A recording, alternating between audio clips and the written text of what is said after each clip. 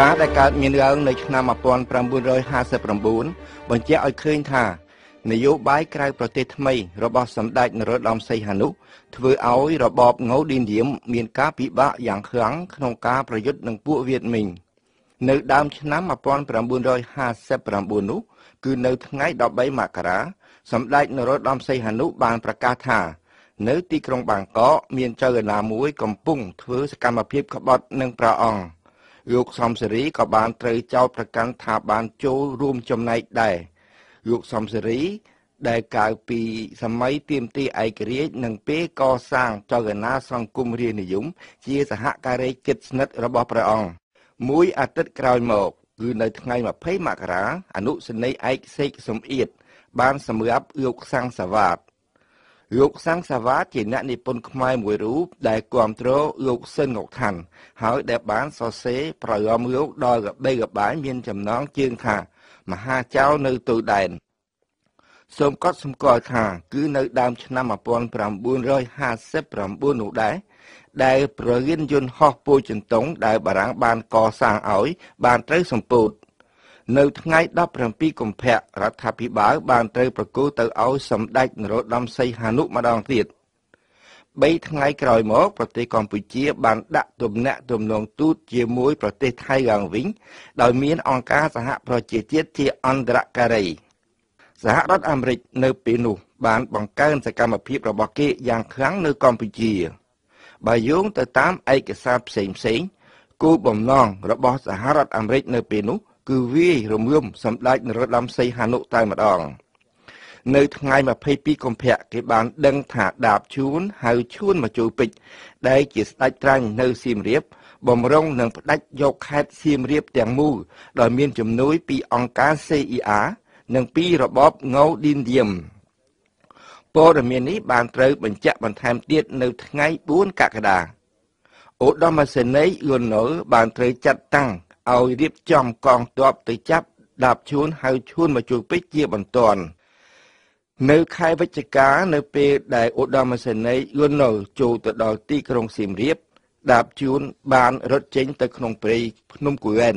ប៉ុន្តែពេលនោះដាបឈួនដើរយ៉ាងត្រដាបត្រដួសព្រោះបានសែបគ្រឿងញៀនច្រើនពេកហើយអូសយករូបនាងចេកនាងចោមជារបស់ស័ក្តិសិទ្ធិទៅជាមួយមិនរួចដោយយល់ថាថ្ងៃអន្សារបស់ដាបជួនបានមកដល់ហើយអង្គរៈផ្ទាល់របស់ដាបជួនដែលទៅជាមួយក៏ផ្ដាច់ជីវិតដាបជួនតែម្ដងទៅ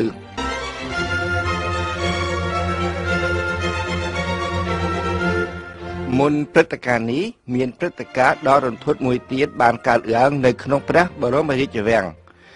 នៅថ្ងៃ31សីហាឆ្នាំ1959ដដែលនោះព្រះមហាក្សត្រព្រះបាទសុរាម្រិតព្រះមហាក្សត្រយានីកុសមៈព្រមទាំងសម្ដេចនរោត្តមសីហនុបានគេចផុតពីការប៉ុនប៉ងដោយគ្រាប់បែកមួយដែលដាក់នៅក្នុងប្រអប់អំណោយមួយព្រះអង្គម្ចាស់ម៉ាក់គ្រីវ៉ាន់ចាងវាងព្រះរាជវាំងដែលជាអ្នកបើកប្រអប់នោះបានសគត់នៅពេលដែលគ្រាប់បែកផ្ទុះឡើងហើយមនុស្ស2នាក់ទៀតដែលនៅជិតនោះក៏បាត់បង់ជីវិតទៅជាមួយដែរព្រឹត្តិការណ៍ទាំងពីរខាងលើនេះបញ្ជាក់ឲ្យឃើញថាការវិវាទរវាងប្លុកធំទាំងពីរបានជ្រៀតចូលមកក្នុងទឹកដីខ្មែរព្រោះការរក្សាជំហរនយោបាយអភិក្រិតភាពនៅក្នុងដែនប្រយុទ្ធរវាងកុម្មុយនីសនិងអាមេរិកជាការមួយដែលពុំអាចធ្វើទៅបានទេមួយចំណែកកម្លាំងកុម្មុយនីសត្រូវតែយកទឹកដីខ្មែរទៅប្រើប្រាស់ជាកំហិតទោះជាគេត្រូវប្រើមធ្យោបាយបែបណាក្តីមួយចំណែកទៀតសហរដ្ឋអាមេរិកជាពិសេសវៀតណាមខាងត្បូងត្រូវតែរាំងស្កាត់ដំណើរកងទ័ពហូជីមីញនៅលើទឹកដីខ្មែរឲ្យទាល់តែបាន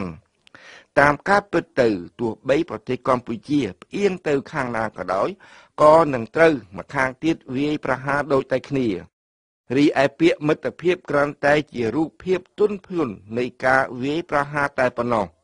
ការដែលគួរឲ្យកត់សម្គាល់គឺថាគ្មានមហាអំណាចគ្មានប្រទេសណាមួយបានគោរពលក្ខន្តិកៈអភិក្រិតភាពរបស់ខ្មែរទេនៅពេលនោះនៅក្នុងពេលដដែលនោះនៅពេលដែលមេចៅអាណាកុម្មុយនីសខ្មែរសៀវហេងធ្វើការឲ្យសម្ដេចនរោត្តមសីហនុជនកុម្មុយនីសខ្មែរធ្វើសកម្មភាពនៅជនបទនិងជនកុម្មុយនីសខ្មែរធ្វើសកម្មភាពនៅទីក្រុងភ្នំពេញបានត្រូវផ្ដាច់ចេញពីគ្នា ព្រោះពួកអ្នកតស៊ូនៅជនបទបែកបាក់ខ្ចាត់ខ្ចាយអស់ទៅហើយទោះបីសៀវហេងពុំបានក្បត់ដោយចេញមុខនឹងចលនាបដិវត្តនៃប្រជាជនខ្មែរដែលដឹកនាំដោយនួនជាឪពុកមីរបស់គេក្តីក៏ចលនា PRPK នៅពេលនោះចុះស្រុតយ៉ាងខ្លាំងរីឯអៀងសេរីដែលត្រឡប់មកពីស្រុកបារាំងវិញតាំងពីឆ្នាំ1957មកក៏បានមកចូលរួមធ្វើសហប្រតិបត្តិការជាមួយសៅរត់សនៅទីក្រុងភ្នំពេញដែរក្រុមកុម្មុយនីសរបស់អៀងសេរីនិងសៅរត់សដែលធ្វើសកម្មភាពមិនចេញមុខនៅទីក្រុងភ្នំពេញយល់ឃើញថាគេមិនអាចប្រឈមមុខនឹងរដ្ឋាភិបាលរបស់សម្ដេចនរោត្តមសីហនុដោយត្រង់បានទេយុទ្ធសាស្ត្រដែលគេបានកំណត់នៅពេលនោះគឺវាយបន្ទន់ជំហររបស់រដ្ឋាភិបាលតាមរយៈសារព័ត៌មានហើយបញ្ចូលគ្នាគេទៅក្នុងជួររាជរដ្ឋាភិបាលរបស់សម្ដេចនរោត្តមសីហនុតែម្ដងហេតុដូច្នេះហើយបានជានៅឆ្នាំបន្តមកទៀតជនកុម្មុយនីសខ្មែរមួយចំនួនដូចជាហ៊ូយុនហ៊ូនឹមខៀវសំផនចៅសេងជាដើម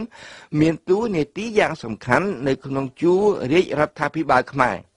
ប៉ុន្តែមុននឹងទៅដល់ពេលនោះសូមបញ្ជាក់ថានៅថ្ងៃ22កញ្ញាឆ្នាំ59នោះសារព័ត៌មានជាភាសាបារាំង L'Observateur របស់ខៀវសំផនបានចេញផ្សាយលេខទី1របស់គេពីសប្តាហ៍ក្រោយមកគឺនៅថ្ងៃ9តុលានប់បុផាន់អ្នកនិពន្ធនាយកនៃកាសែតកុម្មុយនីសប្រជាជនបានត្រូវគេបាញ់សម្លាប់ប៉ុន្តែទាល់តែ2ថ្ងៃក្រោយមកទើបទទួលមរណភាព